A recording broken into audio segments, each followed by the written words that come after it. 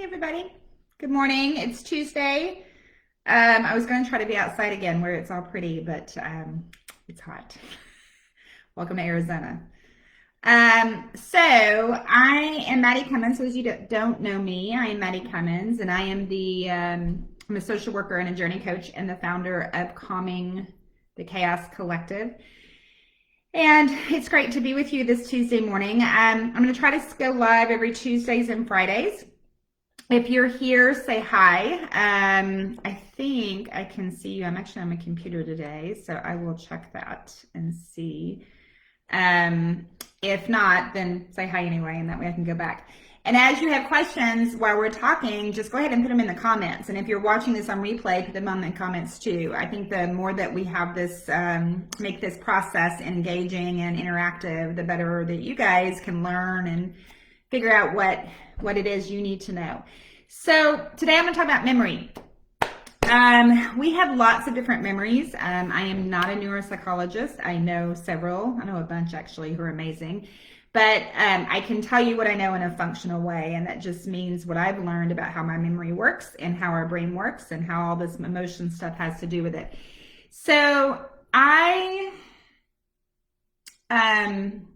see, memory. So let me tell you what just happened.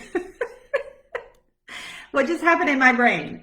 I was on a train of this is the thought I'm going. And then this extra thought came through about whether or not the garage door was closed. And my brain followed that thought instead of staying on the train of thought. So welcome to how our brains work. So that was interesting. But anyway, that's typical. That's not anything new. Memory is really interesting because memory is not one memory. We have lots of different memory. We have visual memory, audio memory, short-term memory, working memory, long-term memory. There's a whole bunch of others that I'm sure. But for our discussion today, I want to talk about this working memory and short-term memory because what I've heard from you guys and what I know from doing this work for a really long time and my own experience is memory is very much tied to anxiety and stress. So the example I give, and I'm probably have given it here and you guys will hear it again, is when I did this Friday again, when I am very stressed out, I just have it's the end of the year, I have a lot going on, yada yada. My short-term memory is just like, I don't know what I'm doing and what I'm not doing. So Friday, I left the house.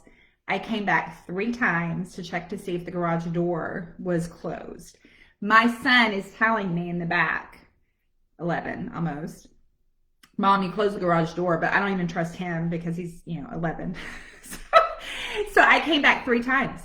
And what's happening, so this is what's happening, is my brain is going 47,000, like the chaos that we talk about. There's all this chaos going on and it's going 47,000 directions at once.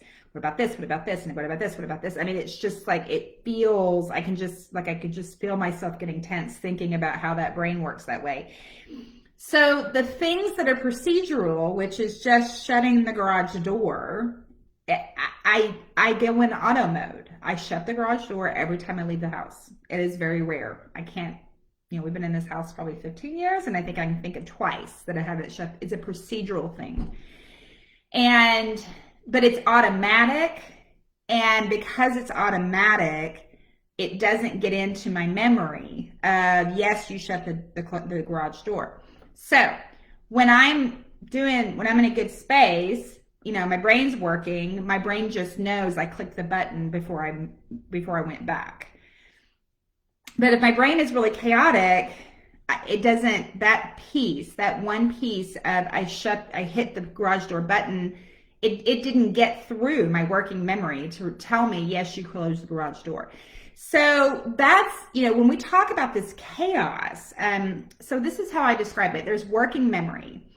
And some of you have heard me say this before, but I just think it's super important. There's working memory that everything gets dumped into, whether I close the garage door, this, that, what I need to do for dinner, whatever my boss is telling me at the time that I need to know. I mean, whatever that is, all that's going into working memory. And then my working memory decides, okay, I need that. I don't need that. Working memory is just, it's like a cup. So, but I have to have really good brain power for that cup of working memory to work well and to be able to sort through everything. So if I've got a lot of chaos going on, it takes a lot of attention and concentration for that internal, not external, internal attention and concentration for that memory to decide what to do with all the information. Do I need this? Does this go to short term? Does this go long term? What do I need to do with this? And what will happen then is when I have a lot of the chaos and my attention and concentration is not working, things will just dissipate. It's like the cup of working memory doesn't work anymore. And so things just kind of dissipate. So when you walk in a room and you think, okay, I'm gonna go to the kitchen and get an apple, and then you walk in and there's all this stuff going on in your head, and you walk into the kitchen and go, yeah, I have no idea what I was doing here, which happens to me like 10 times a day. That's why. We think it's because I feel sometimes like I'm going crazy because I'm just like, how is my brain, I can always trace it back. I can always trace it back to the worry. I can always trace it back to the anxiety. So I think what I try to do and what I always tell people is try to pay attention. If you're doing that a lot, and sometimes we're just going to do it. It's not a big deal. It's really not. But if you're doing it a lot, is it because you've got all this internal chaos going on that you need to try to calm down so that you can remember? The other thing I do is to get around all that chaos. When I leave, if I can't remember if I've shut the garage door, when I leave the house, I will say to myself out loud, you have shut the garage door. That verbal process of saying those words gets around all this chaos and gets into my auditory memory and forces my brain to process it in a different way. So I always then say, if I can't remember why I'm coming into a room, I'll actually say it out loud. Okay, that's right. You're going into the kitchen to get an apple. And that at least helps momentarily for me to get around the chaos. And then, because for me, that chaos, when I can't remember, just brings on more chaos. Then I'll try to go back to my coping mechanisms. Why am I stressed out? What do I need to do about it? Like I said, on Friday, I was just a mess. Now, I hadn't slept in 3 days either. My sleep was way off last week.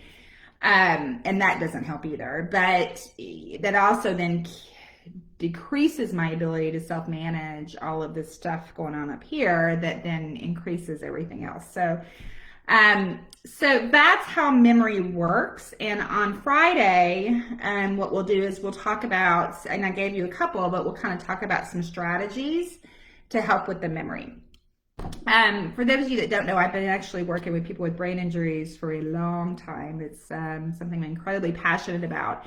And I always say that the people that we work with, sometimes their memory works best or better than even ours does, mine does, without the brain injury, because they know how their brain's working and they find outside compensations to make it work better. And so we'll be talking about some of that on Friday, because I'm always like, great, you have this information, okay, but what are you going to do about it? So as always, I just, want to give you an action item of, and there goes my phone, see, distraction. Just put in the comments, this process is weird. It can be very odd for people that haven't dealt with it very much, but just put in the comments, like, what do you notice about your memory? What do you notice? Think back about, and think this week, how are you feeling? But what are you noticing about your memory? And how is it related to the chaos in the brain? What are your habits? So for me, like I said, it's not knowing if I shut the garage door. So that's my habit. And so I've got to figure out how to do something different when it's that way. And that's why I say things out loud. And just, I just want to thank you guys for being in this community, for commenting. It's, it's not a community with, it's just me talking or me doing stuff. So I just appreciate all of that, that you guys bring as well. So everybody have a great Tuesday, and I will see you guys in the collective. Thanks.